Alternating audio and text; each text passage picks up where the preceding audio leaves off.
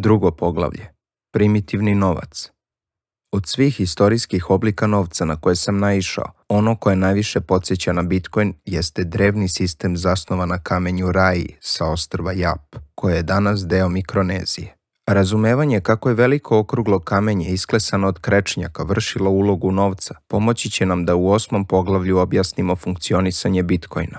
Neverovatna priča o tome kako je kamenje Rai izgubilo ulogu novca poslužit će nam kao istorijska lekcija o tome kako novac kada izgubi čvrstoću, gubi i monetarni status.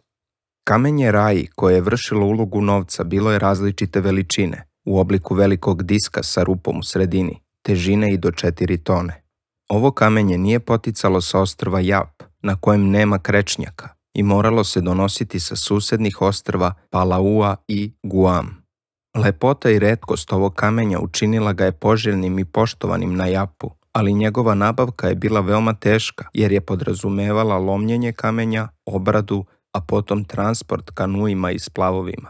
Pojedino kamenje nosile su 100 ljudi, a kada bi stiglo na Jap, izlagano je na istaknutom mestu gde su ga svi mogli videti.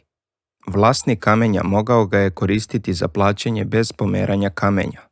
Sve što je trebalo da uradi bilo je da obznani svima da je vlasništvo prešlo u posed primaoca plaćanja. Svi na ostrvu bi razumeli da je vlasništvo nad kamenjem promenjeno i da ga primalac plaćanja, novi vlasnik, može koristiti za plaćanje kad god to poželi. Kamenje nije moglo da se ukrade, jer su svi znali komu je vlasnik. Vekovima, možda čak i čitav milenijum, ovaj monetarni sistem je dobro služio stanovnicima ostrva Jap. Kamenje se nije pomeralo sa istaknutog mesta i zbog toga je posjedovalo prodajnost u prostoru, jer je pojedinac mogao da ga koristi za plaćanje na celoj teritoriji ostrva. Različite veličine kamenja omogućile su određen stepen prodajnosti u različitim razmerama, jer je bilo moguće plaćanje delovima jednog kamena. Prodajnost na duži period bila je zagarantovana vekovima, zbog težine i cene proizvodnje novog kamenja koje nije postojalo na ostrvu Jap, i zato što proces iskopavanja i transporta sa ostrva Palaua nije bio lak. Visoka cena nabavke novog kamenja značila je da su postojeće zalihe uvek bile daleko veće od bilo koje količine kamenja koje se može proizvesti u kratkom roku, zbog čega je bilo logično prihvatiti ovaj novac kao sredstvo plaćanja. Drugim rečima, kamenje Rai je imalo veoma visok odnos postojećih zaliha i godišnje proizvodnje, i koliko god da je ono bilo poželjno, nije bilo lako povećati ponudu donošenjem novog kamenja. Ipak, sve ovo se promenilo 1871. kada se irsko-američki kapetan David O'Keefe nasukao na obali ostrva Jap i kada su ga meštani vratili iz mrtvih. O'Keefe je video šansu za profit u kokosu koji je rastao na ostrvu. Želeo je da ga prodaje proizvođačima kokosovog ulja, ali nije mogao da zainteresuje meštane da rade za njega. Oni su bili veoma zadovoljni dotadašnjim načinom života u svom tropskom raju i strani novac ih nije zanimao.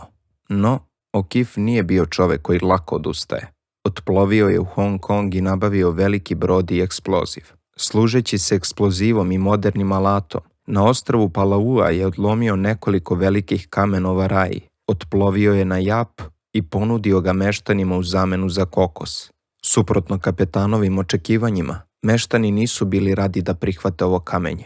Njihov poglavica je zabranio svima da rade u zamenu za njega, obznanivši da O'Keefeovo kamenje nema nikakvu vrednost, jer nije nabavljeno tradicionalnim metodama, naporima lokalnog stanovništva.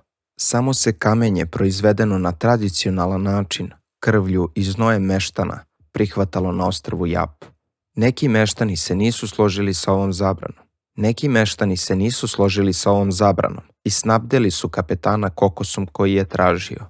Rezultat ove situacije bio je sukob među ostrvljanima, a s vremenom i prestanak korišćenja kamenja Rai kao novca. Danas ovo kamenje ima ceremonijalnu i kulturnu ulogu na ostrvu, a kao monetarno sredstvo najčešće se koristi moderan novac koji izdaju vlasti. Iako je O'Keefeova priča simbolična, on je bio samo vesnik neizbežne propasti monetarne uloge kamenja Rai usled zadiranja moderne industrijske civilizacije među stanovnike ostrva Jap. Sa pojavom modernog alata i industrijske proizvodnje u ovom delu planete, postalo je neizbežno da proizvodnja novog kamenja postane daleko jeftinija nego ranije. Mnogi okifovi, lokalni i strani, mogli su snabdeti ostrvo Jap novim kamenjem. Korišćenjem savremene tehnologije, odnos postojećih zaliha i nove proizvodnje kamenja Rai drastično se smanjio. Postalo je moguće da se proizvede sve veće i veće količine novog kamenja, što je značajno devalviralo postojeće zalihe na ostrvu. Postalo je nerazumno koristiti kamenje Rai kao čuvara vrednosti, te je prodajnost na duži vremenski period nestala, a sa njom i uloga kamenja kao sredstva za razmenu. Detalji priče se mogu razlikovati, ali osnovna dinamika, smanjenje odnosa zaliha i godišnje proizvodnje, važila je za svaki oblik novca koji je izgubio monetarnu ulogu, uključujući krah venecuelanskog bolivara koji se dešava dok pišem ove redove. Slična istorijska epizoda dogodila se sa perlicama agri, koje su vekovima korišćene kao novac u zapadnoj Africi. Istorija ovih perli u zapadnoj Africi nije najjasnija. Postoje teorije da su se pravile od meteoritskog kamenja ili da su ih preuzeli od egipatskih i feničanskih trgovaca. Ono što znamo jeste da su bile dragocene u područjima u kojima je tehnologija obrade stakla bila skupa i ne previše rasprostranjena. To im je omogućilo visok odnos postojećih zaliha i nove godišnje proizvodnje, kao prodajnost na duži period. Budući da su male i vredne, perle su bile prodajne u različitim razmerama, jer su se lako mogle kombinovati i spajati u lance, ogrlice ili narukvice.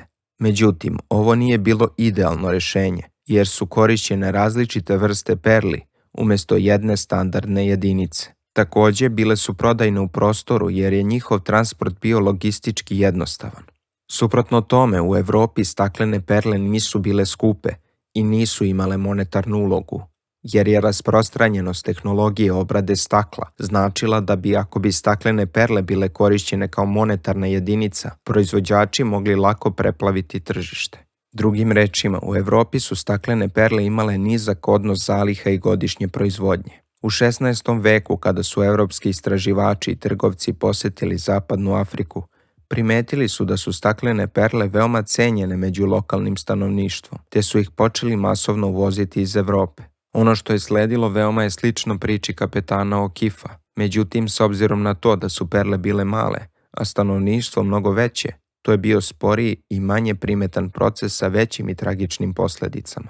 Polako, ali sigurno, Evropljani su došli u priliku da kupe mnoštvo afričkih resursa za perle, koje su nabavili veoma jeftino u Evropi. Evropski prodor u Afriku polako je pretvorio perle iz čvrstog u mek novac, uništivši njihovu prodajnost i smanjujući kupovnu moć Afrikanaca koji su ih posjedovali, čineći ih sve siromašnijima kroz transfer njihovog bogatstva Evropljanima, koji su perle mogli lako nabaviti. Perle agri su kasnije postale poznate kao robovske perle zbog uloge koje su imale u finansiranju trgovine robljem iz Afrike u Evropu i Severnu Ameriku. Iznenadan kolaps vrednosti monetarnog sredstva je tragičan događaj, ali se odigra brzo i njegovi vlasnici mogu početi da trguju, štede i kalkulišu sa novim monetarnim sredstvom. Međutim, sporo propadanje monetarne vrednosti sredstva s vremenom će preneti bogatstvo vlasnika tog sredstva onima koji ga mogu proizvesti za nižu cenu. Ovo je lekcija koju vredi imati na umu kada kasnije u knjizi budemo analizirali stabilnost novca koji izdaje država. Morske školjke su monetarno sredstvo koje je naširoko korišćeno u raznim delovima sveta, od Severne Amerike i Afrike pa sve do Azije. Istorijski izvori pokazuju da su najprodajnije morske školjke najčešće bile one koje su bile ređe i teže za pronalaženje, zato što su održavale vrednost duže od onih koje su bile lako dostupne.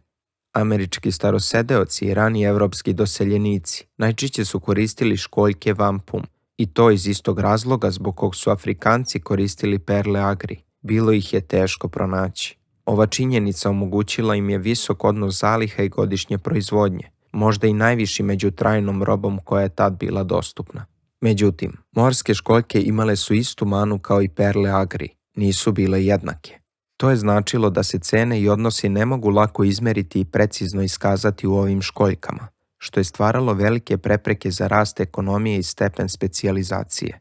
Evropski doseljenici prihvatili su morske školjke kao zakonsko sredstvo plaćanja 1636. Ali kako je sve više i više britanskih zlatnih i srebrnih novčića počelo da dolazi u Severnu Ameriku, oni su sve više korišćeni kao sredstvo razmene zbog svoje uniformnosti, koja je omogućila precizniju denominaciju cena i veću prodajnost. Dalje, sa upotrebom sve modernijih brodova i sve naprednijih tehnologija u sakupljanju školjki sa morskog dna, njihova ponuda na tržištu se znatno uvećala, što je dovelo do gubitka vrednosti i pada prodajnosti na duži period.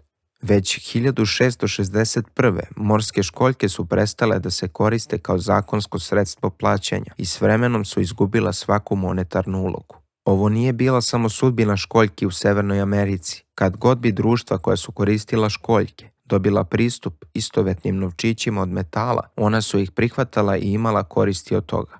Također, sa pojavom industrijske civilizacije i brodova koji koriste fosilna goriva, potraga za školjkama postala je jednostavnija, što je povećalo njihovu proizvodnju i drastično smanjilo odnos zaliha i godišnje proizvodnje.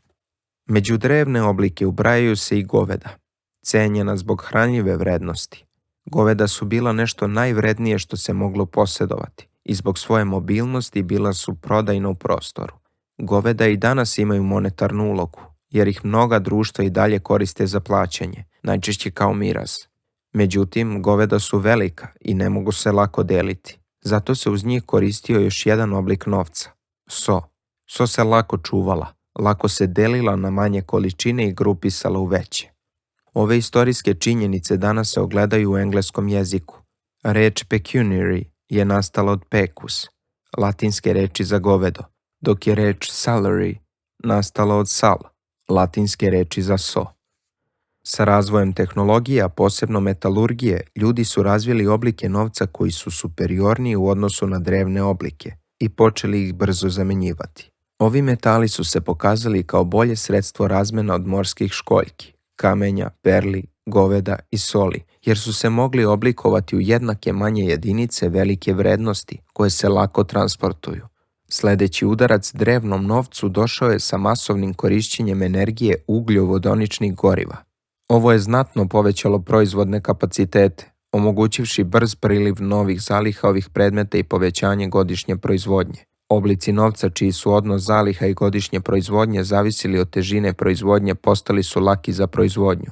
Korišćenjem modernih ugljovodoničnih goriva, kamenje raj se moglo lako lomiti, perle su se pravile lako i jeftino, a morske školjke su se, zahvaljujući ogromnim brodovima, sakupljale u velikim količinama. Čim su ovi oblici novca izgubili čvrstoću, njihovi vlasnici su izgubili znatan deo svog bogatstva i kompletno tkivo društva je počelo da propada. Poglavice ostrva Jap, koje su odbile jeftino kamenje kapetana O'Keefa, shvatile su ono što današnji ekonomisti ne uspevaju da dokuče, da novac koji je lako proizvesti, u stvari i nije novac. Mek novac ne čini društvo bogatijim. Naprotiv, ono čini društvo siromašnijim, nudeći teško stečeno bogatstvo za nešto što je lako proizvesti.